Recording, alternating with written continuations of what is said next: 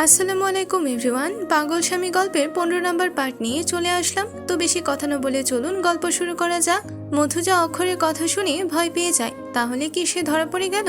মধুজা কিছু বলতে যাবে তখন অক্ষর বলে, আমি তোমার ব্যাপারে সব কিভাবে জানলাম এটাই ভাবছো তো? ব্যাপারটা এতটাও কঠিন ছিল না। আমাদের বিয়ে পড়ানোর সময় তোমার পুরো নাম শুনেছিলাম আমি। তখন সেভাবে মনোযোগ না দেওয়ায় নামটা মনে ছিল না। তারপর হঠাৎ মনে সন্দেহ হলো।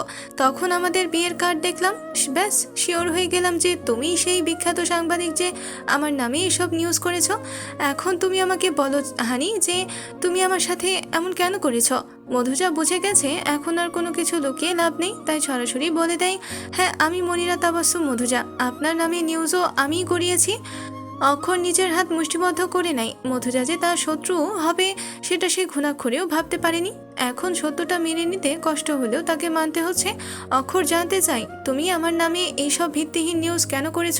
কিসের শত্রুতা তোমার আমার সাথে?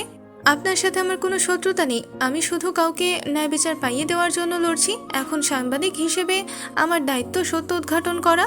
তুমি যেটাকে সত্য ভাবছো সেটা সত্য নয়। আমি কোনো অর্গান ট্রাফিকিং এর সাথে যুক্ত নেই। মধুজা এবার নিজের ফোন থেকে একটা ছবি বের করে অক্ষরকে দেখায়। ছবিটি একটা অসুস্থ মেয়ের, যে জীর্ণ অবস্থায় বিছানায় শুয়ে আছে। চিনতে পারছেন এই মেয়েটাকে? ওর নাম সুমি। আপনার কাছে চিকিৎসা করাতে এসেছিল। ওর বুকে ব্যথা ছিল। আপনি এর রিপোর্ট দেখে বলেছিলেন ওর হার্টে সমস্যা আছে, তাই অপারেশন করতে হবে। আপনার কথায় ওর দারিদ্র বাবা মা নিজেদের সর্বস্ব দিয়ে ওর অপারেশন করানোর জন্য টাকা জোগাড় করে, কিন্তু অপারেশনের পর সুমি মারা যায়। পরবর্তীতে অন্য একটি হাসপাতালে ওর লাশ পোস্টমর্টম করা হলে দেখা যায় ওর হার্টে এমন কোনোই সমস্যা ছিল না যে অপারেশন করতে হবে। উপরন্তু ওর লিভার বের করে নেওয়া হয়েছিল। সেই সময় এই নিয়ে কেস করা হলেও সেটা বেশি দূর এগোয়নি। এরপর আরও কিছু রোগীর সাথে এমন ঘটনা ঘটেছে। এসব কথা শুনে অক্ষর হতবাক হয়ে যায়, কারণ সে নিজেও এসব ব্যাপারে কিছুই জানে না। অক্ষরের কাছে কোনো রোগী আসলে তো সে তাদের কিছু পরীক্ষা করতে দেয়, তারপর রিপোর্ট দেখে জানায় কি করতে হবে। অক্ষর বুঝতে পারে সে না হলেও এই হাসপাতালেই কেউ এসবের সাথে জড়িত আছে, কিন্তু এখানে দুর্ভাগ্যবশত সে ফেসে গেছে। অক্ষর বলে, মধুজা তুমি আমাকে বিশ্বাস করো, আমি কিছু করিনি। তুমি আমাকে একটু সময় দাও, আমি সব সত্য সামনে আনবো। আমি আপনাকে বিশ্বাস করি না, একটুও না। মধুজা রুমে এসে শুয়ে পড়ে। অক্ষর হাসপাতালে চলে গেছে। যাওয়ার আগে মধুজাকে অনেক বোঝানোর চেষ্টা করেছে যে এসবে তার হাত নেই, কিন্তু মধুজা বিশ্বাস করেনি সে কথা। মধুজার মনে হয় অক্ষরই রয়েছে সবকিছুর পেছনে, তাই সে তার এক সহকর্মীকে ফোন করে বলে দেয়, শোনো আজ তোমাকে একটা কাজ করতে হবে। আমরা গোপনে সংবাদ সংগ্রহ করতে যাব, তুমি সব প্রস্তুতি করে নাও। লাবিব তো এখনো সুস্থ হয়নি, না হলে ওকেই বলতাম। এখন আপাতত তুমি আমাকে সাহায্য করো। বিপরীত দিক থেকে মধুজার সহকর্মী সিরাজ হাসান বলে, কোনো ব্যাপার না, আমি তোমাকে সাহায্য করব। হিডেন ক্যামেরা সাথে নিয়ে যাব আমরা, তাহলে আর কোনো অসুবিধা হবে না। ফোন রেখে দিয়ে মধুজা অন্য একজনকে ফোন করে। ফোনটা রিসিভ হতে বিপরীত দিক থেকে একটা নারী কণ্ঠ ভেসে আসে। নারী কণ্ঠটি বলে, কিভাবে সত্য সামনে আনা হবে সেই প্ল্যান করা হয়েছে কি? হ্যাঁ হয়েছে। এখন তুমি কোথায় আছো? আমি হাসপাতালেই আছি। ডাক্তার অক্ষর চৌধুরী একটু আগে হাসপাতালে গেছেন। উনি পৌঁছে গেলেই তুমি ওনার ওপর নজর রাখবা। আমি আর আমার এক সহকর্মীর সাথে আজ হাসপাতালে যাব। ঠিক আছে, আমি এখন রাখছি তাহলে। রাখো।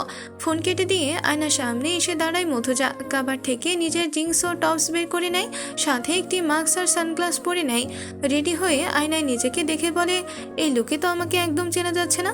এভাবেই আমাকে ওখানে যেতে হবে, তাহলে অক্ষর চৌধুরীও আমাকে চিনতে পারবে না। মধুজা এই সাজে বেরিয়ে পড়ে বাইরে। যাওয়ার সময় বর্ণ তাকে দেখে নেয়। মধুজাকে এরকম গেটআপে দেখে বেশ অবাক হলেও কিছু বলে না। মধুজা সোজা চলে যায় সিরাজ হাসানের সাথে দেখা করতে। দুজনেই ভিন্ন পরিচয়ে যায় হাসপাতালে। এখন তাদের উদ্দেশ্য হাসপাতাল থেকে কোনো গোপন তথ্য বের করে আনা।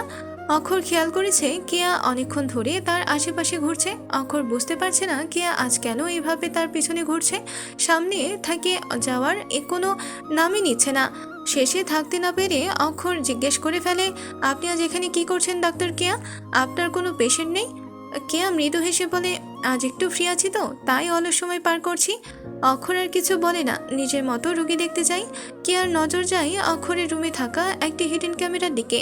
কেয়া এটা দেখে বাঁকা হাসে। সিরাজের সাথে হাসপাতালে প্রবেশ করেছে মধুজা। সিরাজ ও সেই ভাই বোন সেজে এসেছে। সিরাজ আজ রোগী সেজে এসেছে। মধুজার সাথে এসে অক্ষর চৌধুরীর চেম্বারে এসে বসে সিরাজ। আগে থেকেই তাদের অ্যাপয়েন্টমেন্ট নেওয়া আছে। এক এক করে অনেক রোগী দেখা চেম্বারে যায়। অক্ষর তাদের চেক করে কিছু পরীক্ষা করতে বলে। অবশেষে সিরাজের পালা আসে।